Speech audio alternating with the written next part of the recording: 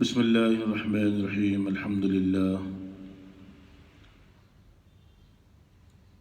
میرے بھائیوں،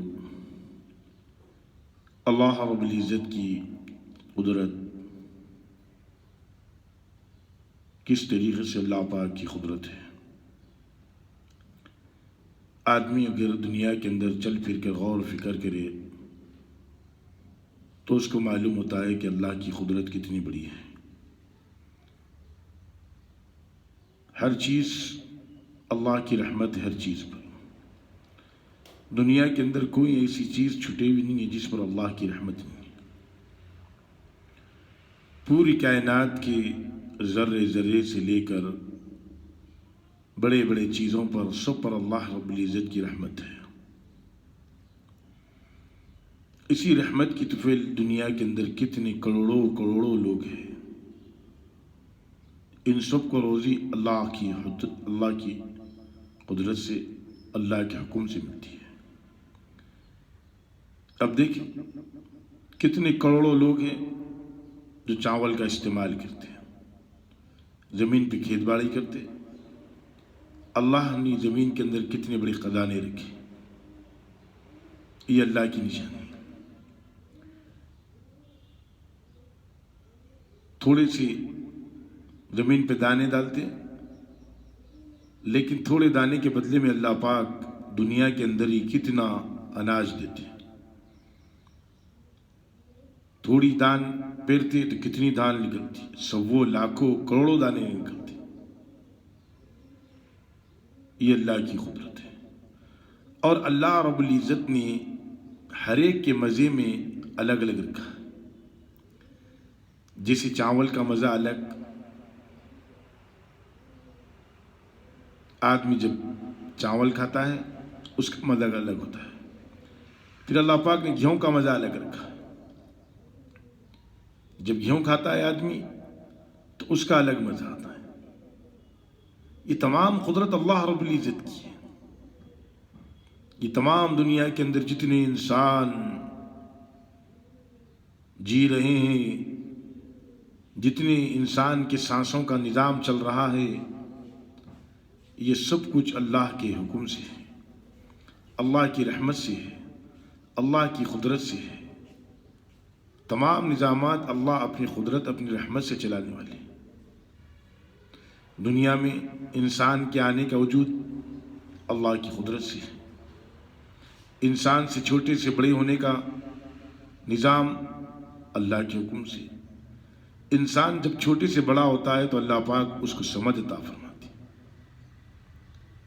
جیسے چھوٹے رہنے بچپنے میں اس کو سمجھ نہیں ہوتی، جہاں پر چاہے وہاں پر غلاظت کر دیتا، اس کو روک تھام نہیں ہوتی کیونکہ اس کی عقل نہیں ہوتی۔ جب آدمی بڑا ہوتا ہے تو اللہ رب العزت اس کو عقل سے نوازتی ہے، اچھا برے کی تمیز آ جاتی ہے۔ یہ اللہ کی قدرت سے آتی ہے۔ اب آدمی سوچتا ہے، بات کرنے کے لحاظ سے بھی سوچتا ہے،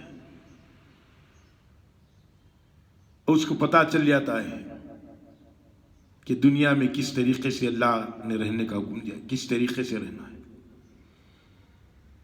پھر جب جوان ہوتا، اللہ پاک کے نظامات بنائے۔ اسکول کا بھی زمانہ آ گیا اس کے اندر، بچپنے کے اندر۔ اب جوانی آئی تو آدمی کمانے کے قابل ہوا، اللہ نے کمائی کا ذریعہ بھی دنیا کے اندر بنا، اسباب۔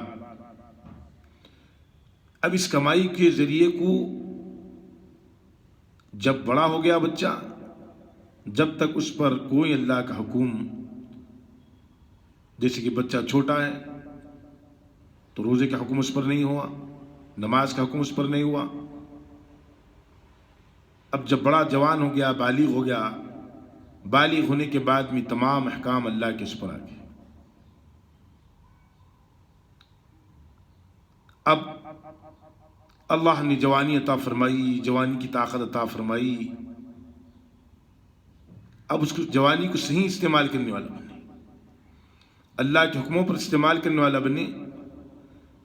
نبی پاک صلی اللہ علیہ وسلم نے جو طریقے بتائے، جیسے قرآن میں نماز کو قائم کرو، فرمایا لیکن طریقہ نبی پاک صلی اللہ علیہ وسلم نے بتایا نماز کو کس طریقے سے قائم کیا جاتا. اب اس کے لیے جب بالغ ہو گیا آدمی، اس کے لیے دو راستے ہو گئے.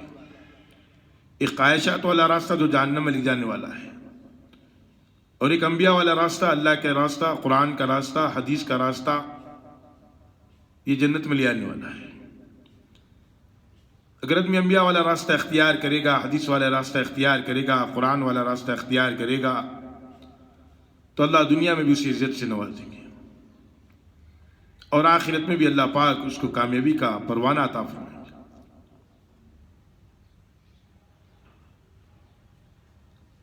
اسی طریقے سے آدمی کا وقت زندگی سے نکلتا جاتا، زندگی سے وقت آدمی کا نکلتا جاتا، موت کے قریب آدمی آتے جاتا. کل نفس ذائقۃ الموت، ہر جاندار کو موت کا مزہ چکھنا ہے. دنیا میں جب آدمی آنے سے پہلے اللہ رب العزت نے اس کی موت اس کے مقدر میں لکھ دی ہے. کس وقت میں مرے گا، کب مرے گا، کس حال میں مرے گا، کہاں پر موت آئے گی، یہ تمام چیزیں اس کی مقدر، اس کی تقدیر میں لکھ دی گئی. اسی لیے فرمایا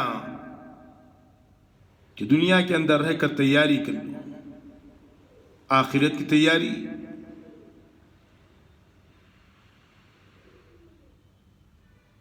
اللہ سے دعا ہے کہ اللہ پاک ہمیں زندگی صحیح گزارنے کی توفیق عطا فرما دے.